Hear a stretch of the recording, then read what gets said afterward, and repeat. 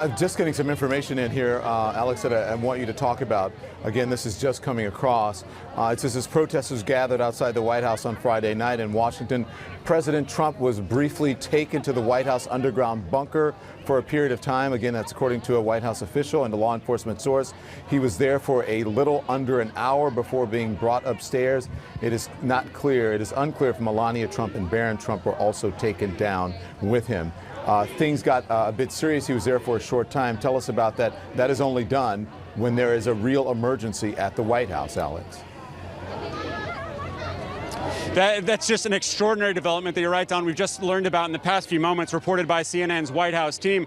So what happened? This was about 48 hours ago when really the D.C. saw its first protest in the wake of the killing of George Floyd, and seeing a lot of that anger directed towards President Trump. So what we're hearing from law enforcement is that the president was taken to an underground bunker at the White House, which I don't know if you can see, Don, but that's just a block away on the other side of the park.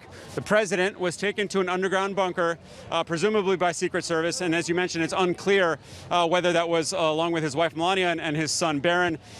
Stayed down there for around an hour. And that does show that there was a significant fear of the situation that was unfolding out here. And Don, it might explain some of the messages that we saw from President Trump the next morning. He sent off a flurry of tweets on Saturday morning talking about the protesters outside, saying that praising Secret Service and saying that they were ready to unleash what he called vicious dogs and ominous weapons. Those terms, of course, bring back all sorts of imagery, all sorts of symbols from the fight for civil rights, and was met with fury. It really was fury from the mayor of D.C., who today all but accused the president of inciting violence.